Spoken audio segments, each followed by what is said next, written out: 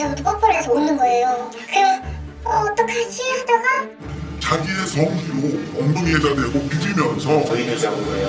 그렇지. 그의 성범죄 의혹은 지금도 계속되고 있습니다.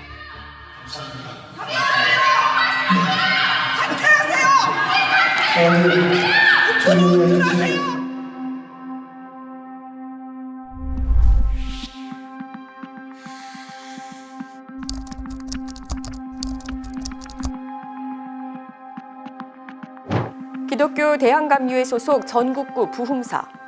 수천 명이 모이는 서울시 서초구 소재 중대형교회 담임 목사. 그리고 성추행 목사랑 꼬리표를 달고 다니는 전중구 목사. 지난해 5월 MBC PD수첩은 전중구 목사로부터 성추행을 당했다고 호소해온 피해자들을 만나 인터뷰하고 이를 제대로 치리하지 않은 한국교회의 모습을 꼬집었습니다. 전중구 목사로부터 성폭력을 당했다고 주장해온 피해자들의 호소는 10년 전부터 꾸준히 이뤄왔고 전 목사가 2018년 기독교 대한감리회 서울 남연회 감독 선거에 출마하면서 성폭력 논란은 더욱 거세졌습니다. 전 목사는 목사직과 서울 남연회 감독직을 사퇴하라! 사퇴하라! 사퇴하라! 사퇴하라! 전 목사는 결국 연회 감독에 당선되자마자 감독직에서 내려와야 했습니다. 그러나 그는 여전히 건재합니다. 신앙생활도 마찬가지예요. 목자가 없는 양은 흩어짐을 당한다. 들짐승에 물리든지 악한 마귀 사탄 맨날 이단들한테 속고 끌려다닌다든지. 로고스 교회에서 신앙생활을 시작했던 한 교인은 PD수첩 보도 이후에도 여전히 목사를 추종하는 교인들이 존재하는 사실이 놀라움을 넘어 경악스러웠다고 고백했습니다. 오랜 시간 로고스 교회에서 신앙생활하며 장로까지 된 교인에게도 교인들의 정서가 생경하기는 마찬가지였습니다. 당연히 저는 순수한 마음으로 방송 나가서 이제 그만두시겠구나, 교회가 새롭게 뭔가 바뀌기란 과정을 거치겠구나 라고만 생각을 했는데 너무 의외인 거예요. 그분을 내쫓으면 안 되는 분들이 많고 여성대, 총연성대, 임원단들은 다 돕기로 해놓고 왜 이러냐, 장로님들이 들쑤신다. 성문제인데 어떻게 보면 여성교회에서 먼저 좀 문제제기를 해야 되는 건데 좀 놀라웠어요. 그게 여성교회도 없었지만 가장 예민해야 될 청년들에게서도 없었어요. 청년들이 들고 일어날 줄 알았거든요. 근데 오히려 너무 조용한 거죠.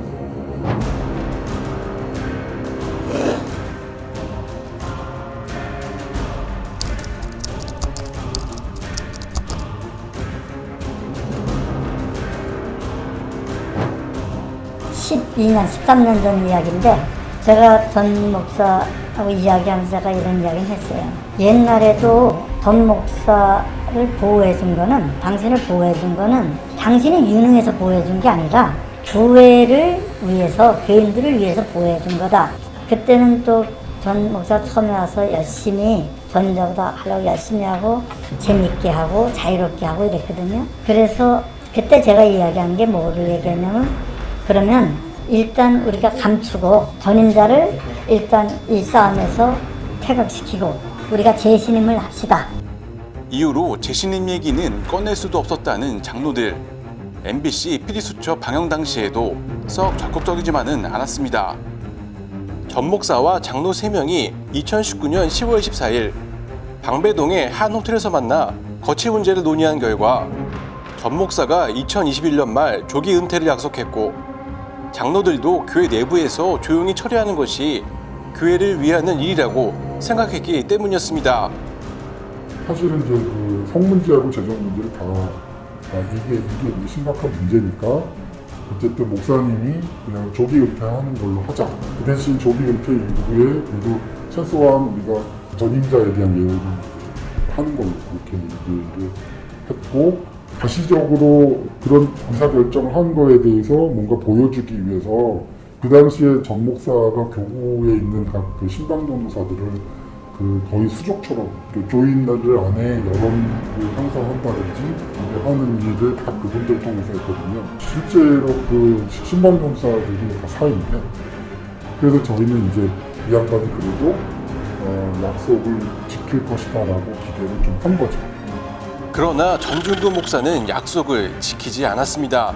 전 목사의 의도는 유아용으로 이제 쓰고 싶었던 거고 이 상황을 그러니까 이제 장로회의를 소집하면은 안 오고 피하고 이렇게 해서 아예 그냥 그 회의를 못하게 방해하는 방식으로 해서 지연하고 그런 와중에 뭐 기획위원회를 적극적으로 대처를 해가지고 문제를 참 무력화시키는 이런 방식으로 진행합니다.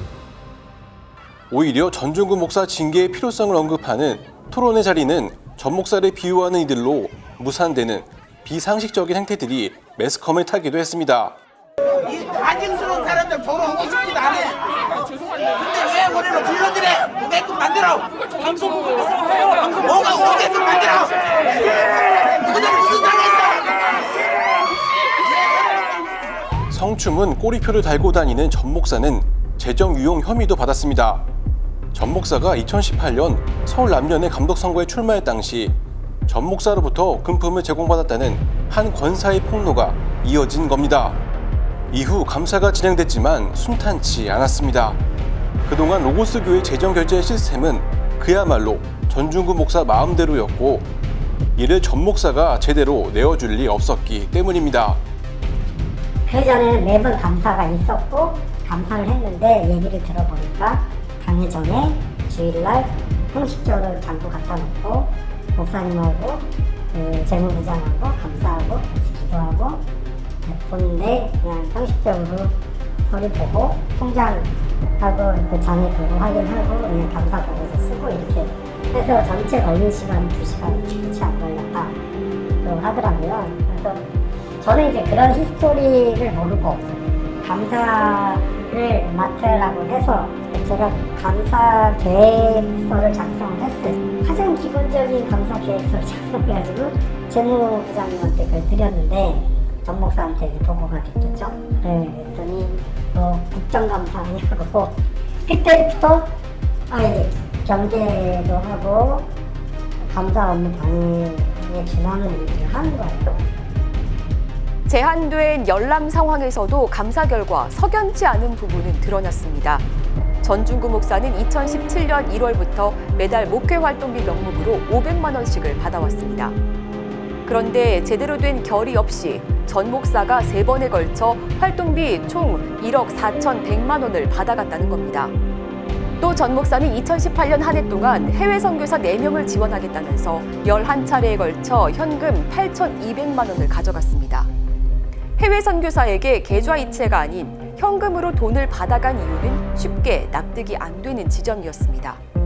가장 큰 문제가 뭐냐면은 예를 들어서 한 분기마다 한 번씩 선교비하고 목회 활동비라고 해가지고 한 3천만 원, 4천만 원 이런 식으로 그냥 사람 이름, 단체 이름만 이렇게 한 줄씩 쭉쭉 써놓고 금액 얼마 그래서 그거를 선교비하고 그 목회 활동비에서 합친 금액이 4천에서 6천만 원 정도. 그게 회계 담당하는 직원이 그냥 한 장에 그 타이핑을 하고 지출계획서 앞에 붙여서 그냥 그게 결제가 되고 그 금액이 바로 목사님한테 현금으로 지급했다.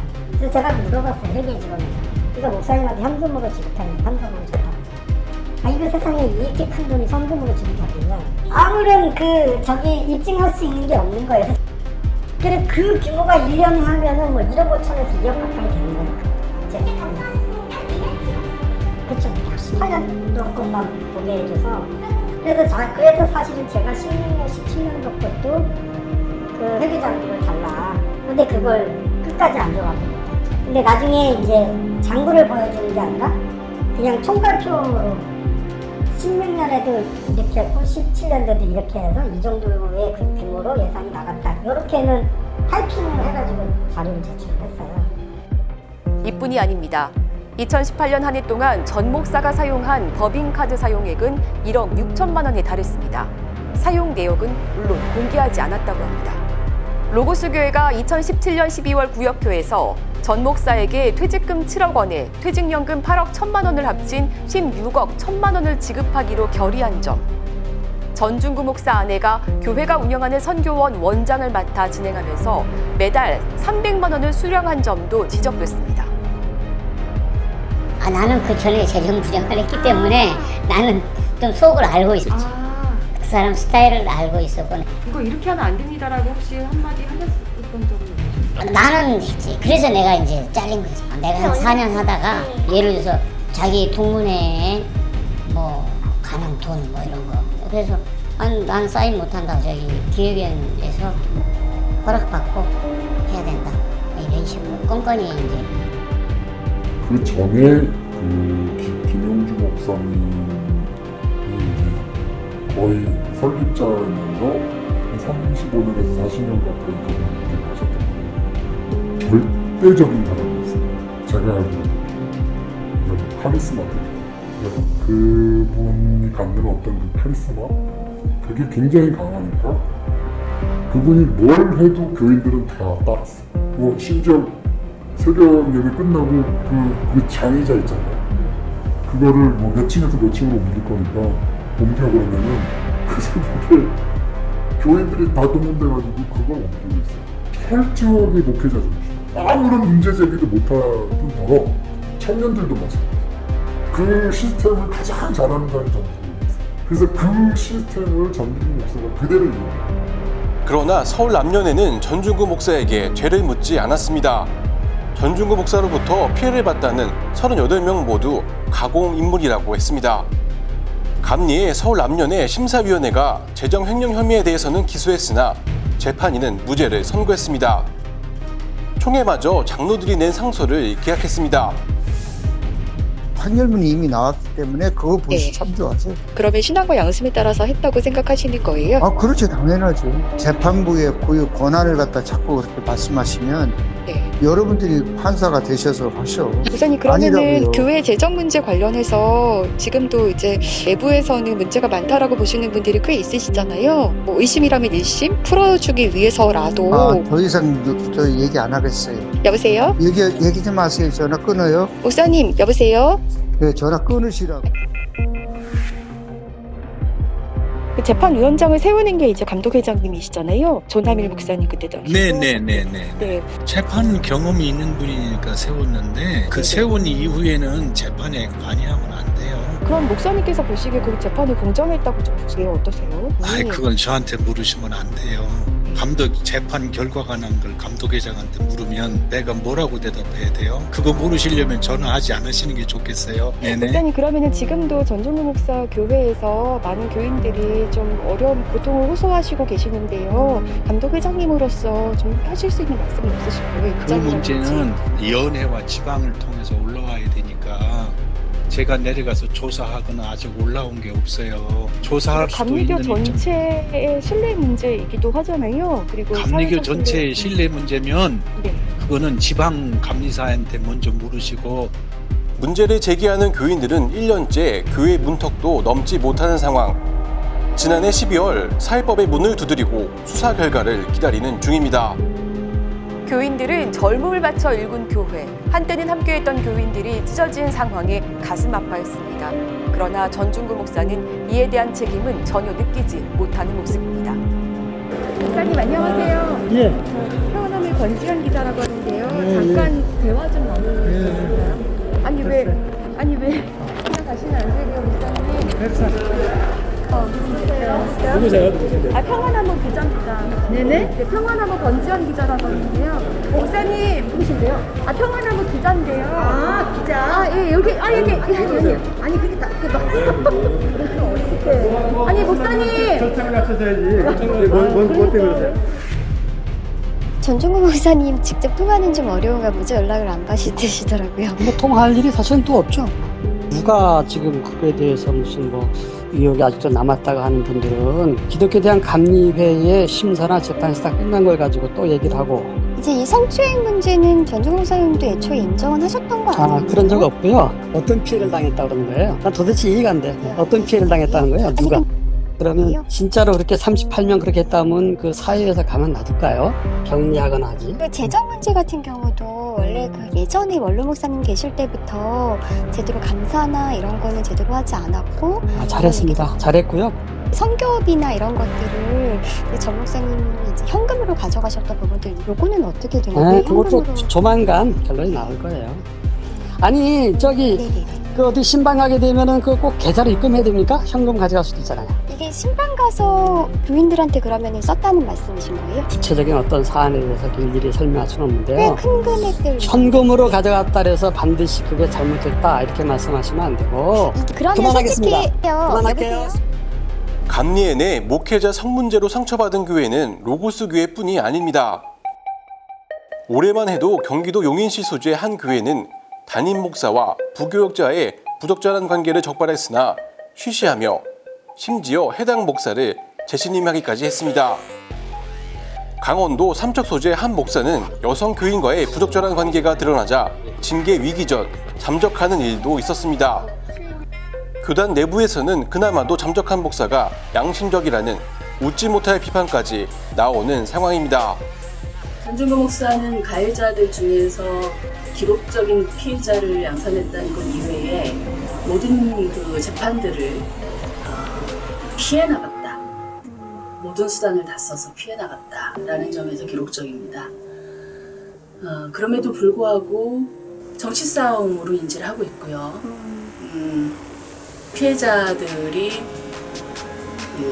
음해했거나 아니면 서로 사랑한 사건으로 생각을 하고 있는 경우들이 많이 있습니다. 심지어 서울 남녀재판위원으로 활동하신 로고스교회 장로님 같은 경우는 그 다른 사건이었는데요. 다른 성폭력 사건, 성추행 사건을 재판하시면서 그 기록적인 말씀을 남기셨죠. 성추행은 삽입이 없었으므로 성폭력에 해당되지 않습니다라는 말을 남기셨습니다. 이건 대한민국 사회의 그 법 정신으로도 이해할 수 없을 뿐더러 기본적인 인간들의 상식으로는 이해할 수 없는 일인데 그런 주장을 아주 노골적으로 할 수 있는 게 지금 현재 상황입니다. 근데 이제 교회법 같은 경우 이제 목사님들이나 장로님들이 재판을 하는 거잖아요. 근데 그분들이 법 전문가도 아니고 특히 성문제에 있어서는 성인지 감수성을 있는 분들도 아닌데 그걸 어떻게 보세요? 매년 2년마다 한 번씩 재판위원들이 다시 임명이 되거든요. 그래서 재판위원들이 임명되고 나서 그 재판법에 대해서 교육을 받습니다. 의무적으로. 그때 교회 성폭력 예방 교육을 저희들이 실시하겠다고 기본적으로 교회 성폭력에 대한 이해가 너무 없다. 그러니 교회 성폭력 예방 교육을 그 재판 교육에 의무 조항으로 넣어서 저희들이 실시했으면 좋겠다라고 제안을 했을 때 첫 번째 반응이 뭐였냐면 그건 너희들만 좋자고 하는 거잖아. 지금 연애 재판은 기탁금이 500만 원 정도로 다른 교단들하고 비슷한 수준이고요. 총회 재판이 700만 원 정도 돼서 그게 좀 더 비싸긴 합니다만 기탁금이라는 것 자체가 고소고발 남발을 막기 위해서 지금 도입된 제도임에도 불구하고 고소고발의 남발을 막는 데 쓰여지지 않고 오히려 꼭 필요한 정의를 요구하는 것 자체를 기본적으로 막는 이 부작용이라고 할까요? 그렇게 지금 쓰여지고 있습니다. 사용 내역이나 이런 거는 총액 때 보고가 되나요? 전혀 되지 않습니다. 총액 얼마 기탁금 중에서 얼마를 썼고 얼마가 남았다. 이거 이외에는 공개되지 않고 세부 내용 공개를 요청했음에도 불구하고 그 내역이 공개가 불허됐습니다. 이 부분들은 지금 기탁금이 제대로 쓰여지고 있는지에 대한 감시도 제대로 되어 있지 않다는 얘기고요. 이제 눈을 뜬 교인들은 교회의 의미를 되돌아보고 있습니다. 모든 목사 그런 게 아니고 이런 목사는 진짜 극소수에 있어요. 극소수의 그런 목사 한 사람 때문에 목사들이 다 욕을 먹고 교회가 다 세상에 비판을 받아. 그러니까 그런 목사들은 목회를 하지 말고 사라져야 돼. 자기 스스로. 먹고 살 게 없어서 그렇게 사람들 먹고 살아요? 사기꾼보다 훨씬 나쁜 거예요. 사람의 영혼을 갖다가 운명을 하는 거랑 똑같은 거예요. 너무 그냥 이렇게 안일하게 교회를 생각해야 된다. 그러면서 이제 또 건물적인 것도 많이 생각을 했고 시설적인 거 이런 그런 인프라라든지 이런 거 그런 거를 많이 내가 누렸던 것 같아요. 그런 생각을 오히려 그래 지금 해보니까 야 내가 너무 이런 호텔 같은 그런 거만 생각하면서 거기서 신앙생활하면서 굉장히 안일하게 신앙생활을 했구나 이런. 물론 이제 평신도의 입장에서는 그런 실체적으로 자세하게 알 수 있는 그런 상황이 아니었고, 이 평신도로서는 기회가 있는 게 당회하고 부역회하고 재정 부분에 대해서라는 그런 부분들에 자기 의견을 말할 수 있는 게 1년에 딱 2번 기회가 있거든요. 그때 조금은 사연만으로 좀 까탈스럽게 까칠하게 좀 그랬었을 필요가 있다라고 생각이 드는데, 그때 당시는 좀 은혜스럽지가 않나라고 생각을 하고 그냥 넘어갔는데, 그때는 좀 까칠하게 굴었으면 이런 식으로 이 지경은 안 됐을 텐데 그런 아쉬움은 있어요. 이제 그냥 떠나버리면 그만이라는 생각이 드는데, 내가 그래도 이 교회에 대한 마음이 컸구나. 그래서 포기하고 싶진 않다. 이거는 아니다. 그래서 성문제나 재정 문제나 당연히 그 자리에서 물러나야 된 사람이 있는 것에 대해서 한 번은 목소리를 내고 교회의 주인은 과연 누구인가요?